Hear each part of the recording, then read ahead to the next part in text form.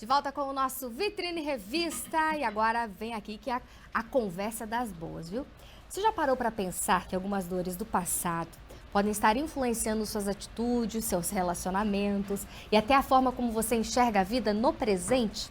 São as chamadas feridas emocionais, que podem ali moldar a personalidade de uma pessoa e impactar diretamente a sua autoestima, o seu bem-estar. Para a gente entender melhor sobre esse tema e descobrir como curar essas marcas emocionais, eu converso agora com a nossa maravilhosa especialista em inteligência emocional, Ana Maria Canton. Boa tarde, Ana Maria. Tudo bem contigo, minha linda? Boa tarde, Patrícia. Muito bem, obrigada. Que delícia estar aqui de novo. Imagina, o prazer é todo nosso, viu? Bora lá então, Ana, que primeiro eu quero que você explique pra gente como são formadas essas feridas emocionais. Veja só, Patrícia, quando fala em formar feridas emocionais, é importante entender que toda ferida emocional é um trauma.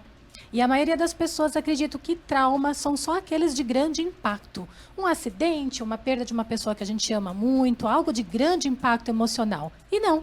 Feridas emocionais são pequenos traumas que são salvos na nossa mente inconsciente de circunstâncias cotidianas do nosso dia a dia, principalmente as acontecidas na infância. Às vezes o fato de você ter sofrido um bullying, ter sido esquecido na escola, não ter conseguido entregar a redação, às vezes ter se sentido o patinho feio da turma, não ter conseguido se sentir pertencente a uma determinada turma e assim superficialmente. Existem muitas e muitas formas de criarem traumas emocionais. E os traumas emocionais não curados se tornam feridas, como na nossa pele, quando a gente cai e faz um ralado no joelho. Depois ele sara e, quando é mais profundo, fica a ferida. E qual que é essa relação? A cicatriz, verdade. Imagina, e qual que é essa relação, por exemplo, das feridas emocionais e a personalidade? Perfeito.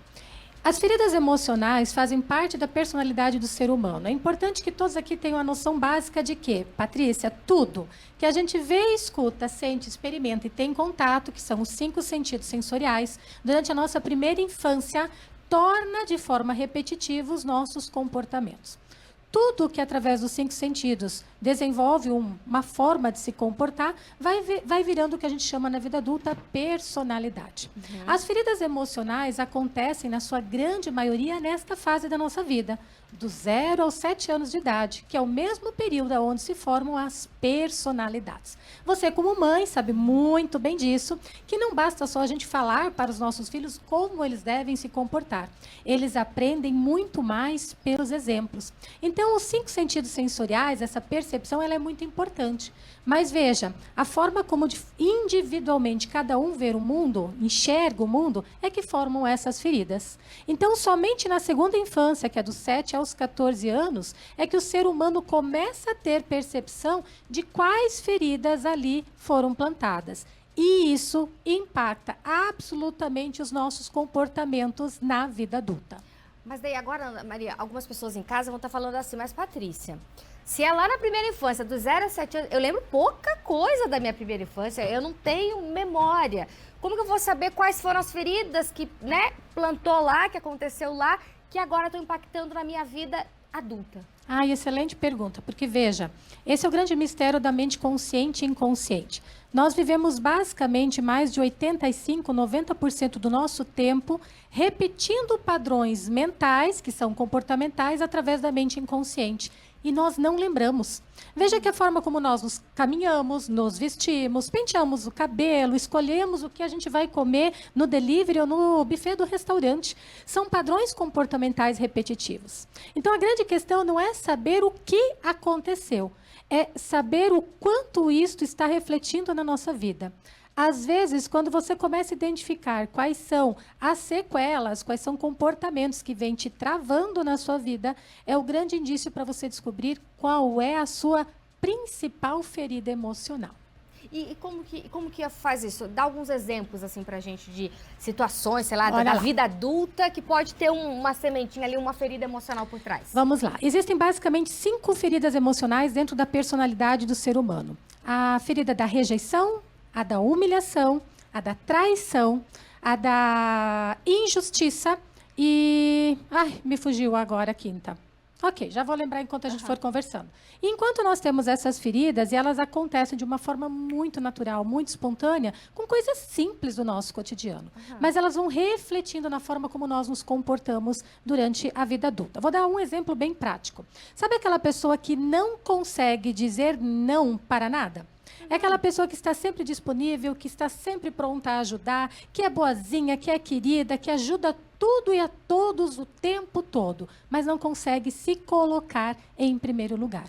Muito provavelmente esta pessoa tem uma ferida gigantesca de rejeição.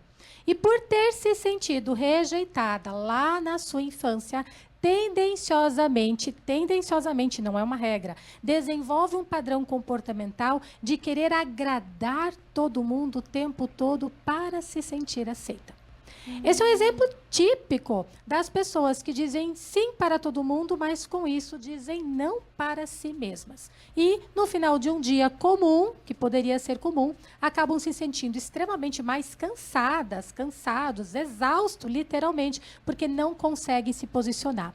É uma necessidade gigante de se sentir amada, de se sentir aceita e de pertencer. Agora, também é importante entender que rejeição, não necessariamente, nós temos casos extremos, como um filho abandonado que foi para adoção, uma tentativa de aborto, a rejeição propriamente dita dos pais, da família. Mas vamos falar de rejeições comuns entre aspas, mas que acontecem no dia a dia? Todo mundo aqui já frequentou ou frequenta uma escola, uma academia, um clube, uma sociedade. Em algum momento lá na sua infância, na brincadeira do intervalo, você quis brincar e olharam para ti, hipoteticamente, e disseram, não, Patrícia, você não. Ou o famoso café com leite. Tu sabe o que é café com leite, Patrícia? Café com leite, ele acha que está brincando, mas na realidade ele só está ali no peso. Perfeito. Só tá dando um volume. Mas quando ele percebe, quando o café com leite percebe que é café com leite, vem um sentimento horrível de rejeição, de não participação, de não pertencer.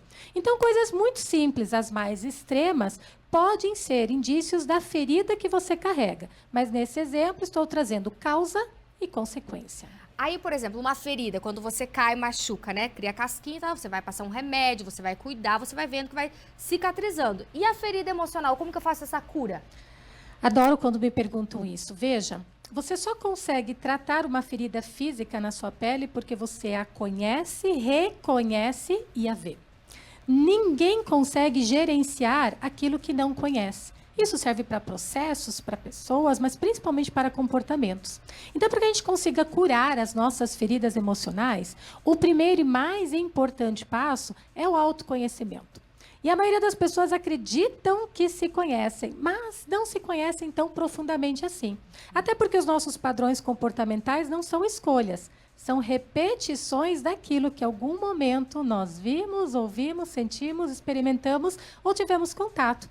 Então, para a gente começar a curar e a sarar nossas feridas, nós precisamos fazer um processo de reconhecimento interno. E aí é um processo. Existem várias ferramentas, mas uma bem básica para todo mundo que estiver nos escutando aqui poder colocar em prática a partir de hoje. Comece a escrever. Como é que você se sente durante um dia inteiro? Quando você acorda, quais são os primeiros sentimentos, as primeiras emoções? Quando você vai para o seu trabalho, quando você está no trânsito, quando você vai para o almoço em casa ou no restaurante, quando você encontra as pessoas e vai escrevendo sobre os teus sentimentos. Quando a gente começa a mapear as emoções durante um único dia e vai fazendo avaliação sobre o que aconteceu naquele momento, quando nós nos sentimos, nós começamos a enxergar a vida a partir das nossas feridas emocionais. Olha só, gente, que profundo. É papo pra gente ficar um vitrine inteiro conversando, Ana Maria. Mas olha, você volta, minha linda. Você volta que eu quero falar mais sobre esse assunto. E se alguém, né, Patrícia, mas eu quero mais. Então você vai lá no Instagram da Ana Maria, entendeu? Manda um direct lá que eu tenho certeza que ela vai ter o prazer imenso de estar respondendo. Passe o teu Instagram para o pessoal te seguir também. Com toda certeza, Patrícia. Quem quiser saber mais profundamente sobre o assunto é no @AnaMariaCanton, exatamente como é o meu nome. E lá vai ter muita informação sobre inteligência emocional, neurociência, que é a minha especialidade, que é como a nossa mente funciona, mas principalmente para entender que tudo, absolutamente tudo que a gente pensa, gera uma emoção que que determinam um comportamento. Então, nós precisamos dar mais valor para os nossos padrões mentais e para as nossas emoções. Obrigada, minha linda. Sempre Eu um prazer que agradeço. te receber, viu? Prazer e até é uma todo próxima. meu. E que seja breve. Com toda certeza. Beijo, Beijo. gente.